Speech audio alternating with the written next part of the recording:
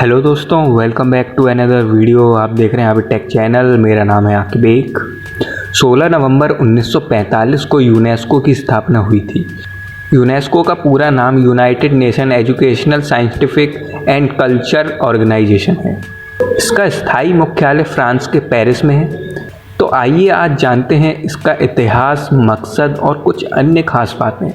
इस वीडियो को शुरू करते हैं, लेकिन शुरू करने से पहले हमारे चैनल को अगर आपने सब्सक्राइब नहीं करा है तो सब्सक्राइब कर लें, बगल में बेल आइकन दबा लें और इस वीडियो को पूरा देखिएगा, क्योंकि ये वीडियो बहुत इंपॉर्टेंट होने वाला है उनके लिए जो यूपीएससी की तैयारी कर रहे हैं, जो एसएससी और कॉम्पिटिटिव एग्ज़ाम की तैयारी कर रहे हैं। तो चलिए शुरू करते हैं। Let's begin.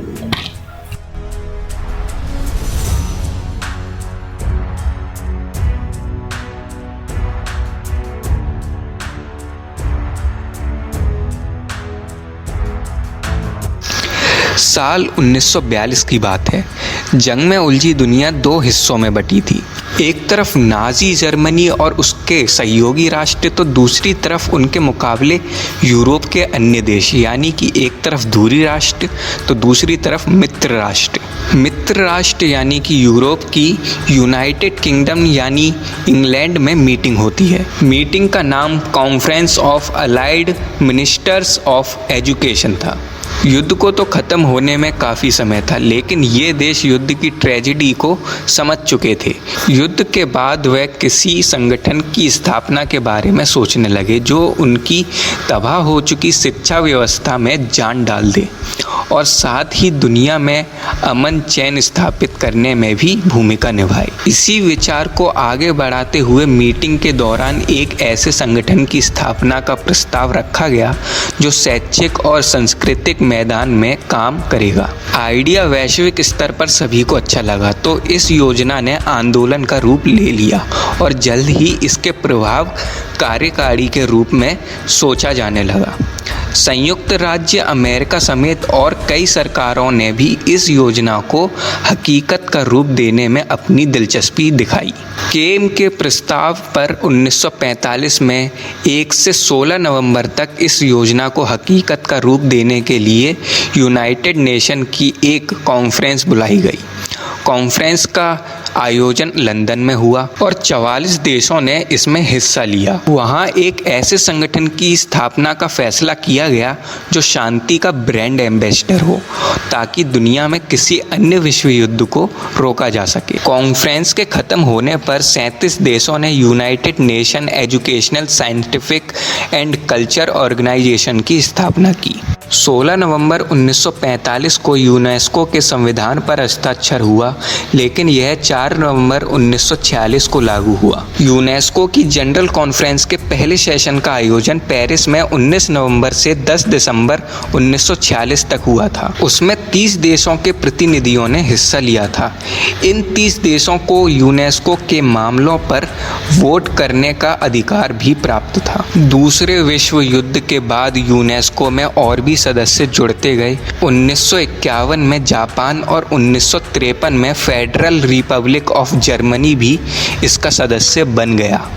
स्पेन को 1953 में सदस्यता मिली। कोल्ड वॉर और उपनिवेशियों के खत्म होने और यूएसएसआर के टूटने का भी यूनेस्को पर असर पड़ा। यूएसएसआर यानी कि union of Soviet socialist Republic. 1954 में यूएसएसआर भी यूनेस्को का हिस्सा बन गया। फिर 1992 में यूएसएसआर के स्थान पर रूस फेडरल यूनेस्को का हिस्सा बन गया, जिसके साथ 12 पूर्व सोवियत गणराज्य भी थे। 1960 में अफ्रीका के 19 स्टेट ने भी सदस्यता हासिल की। बीच में कुछ देशों का यूनेस्को में आना जाना लगा रहा, लेकिन बाद में लगभग सभी देश इसमें शामिल हो गए।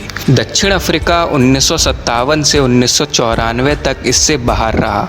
यूनाइटेड स्टेट ऑफ अमेरिका 1985 से 2003 तक इससे बाहर रहा। United kingdom of great Britain और नॉर्थर्न आयरलैंड 1986 से 1997 तक इससे बाहर रहा। तो सिंगापुर 1986 से 2007 तक इससे बाहर रहा। तो यूनेस्को के उद्देश्य क्या हैं? यूनेस्को संयुक्त राष्ट्र संघ की एक यूनिट है। इसकी स्थापना का मकसद शिक्षा, संस्कृति और विज्ञान के प्रचार प्रसार के माध्यम से अंतर्राष्ट्रीय शांति, विकास और संबंधों को बढ़ावा देना है। यूनेस्को के सदस्य राष्ट्रों की कुल संख्या 195 है। इसके 7 सहयोगी सदस्य और 2 सुपरवाइजर देश हैं। पूरी दुनिया में इसके 21 राष्ट्रीय कार्यालय हैं। यूनेस्को के संरक्षण में कुल 40 अंतर्राष्ट्रीय दिवस मनाए जाते हैं। इनमें से कुछ जो सबसे इम्पोर्टेंट नाम है वो 8 मार्च को अंतर्राष्ट्रीय महिला दिवस, 3 मई को विश्व प्रेस स्वतंत्रता दिवस, 5 अक्टूबर को विश्व शिक्षक दिवस और 18 दिसंबर को अंतर्राष्ट्रीय दिवस शामिल हैं। हर 2 साल में इसकी एक सामान्य सभा होती है जिसमें यूनेस्को के सभी सदस्य देश और सुपरवाइजर देश शामिल होते हैं। किसी भी विषय पर वोटिंग के लिए सभी देशों के पास कम से कम 1 वोट होता है। यूनेस्को दुनिया भर के अलग अलग देशों के धरोहरों यानी कि हेरिटेज को विश्व धरोहर में शामिल करता है। भारत की कुल 35 साइटों को विश्व धरोहर स्थलों में शामिल किया है।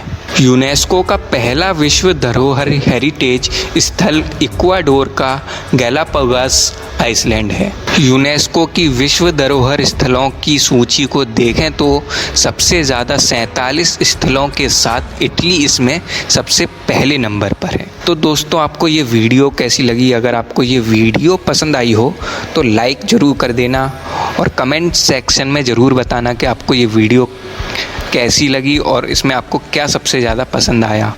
और कमेंट सेक्शन में हमें अगली वीडियो के लिए कोई सजेशन भी आप दें। और अगर आपने हमारे चैनल को सब्सक्राइब नहीं करा है तो सब्सक्राइब ज़रूर कर लेना और बगल में जो बेल आइकन है उस बेल आइकन को भी दबा लेना ताकि हम कोई भी नई वीडियो डालें तो आपको उसका नोटिफिकेशन मिल जाए। तो चलिए दोस्तों, चलता हूँ। दुआओं में याद रखना और मेरा जिक्र करना है तो सब्सक्राइब ज़रूर करना। Keep loving, keep sharing. मिलते हैं अगली वीडियो में, तब तक के लिए सायोनारा एंड बाय।